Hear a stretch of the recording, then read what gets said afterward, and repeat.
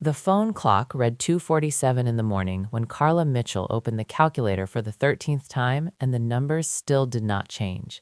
At 23 years old, having just finished her third semester of industrial engineering, she worked part-time as an administrative assistant at a medical equipment distributor in Austin, Texas, earning $1,520 a month and saving only $320 after rent, food, and transportation. She saw the hard truth clearly. With her money sitting in a basic savings account earning 0.5% annually, it would take her 18 years to reach her $15,000 goal for graduate school, assuming nothing went wrong, meaning she would be 41 by the time she got there.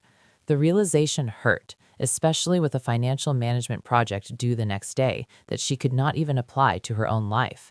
Exhausted and frustrated, she searched for ways to grow her savings faster, only to feel overwhelmed by stocks, bonds, index funds, and cryptocurrencies until she gave up and resigned herself to saving $320 a month for decades.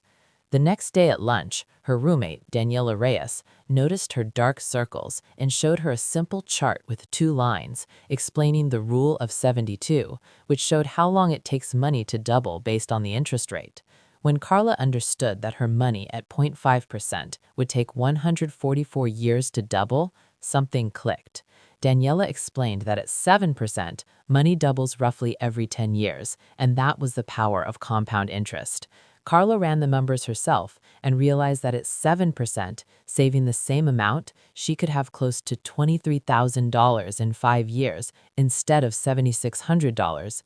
Fear followed quickly, but curiosity pushed her to research index funds and the S&P 500, learning both the potential returns and the risks.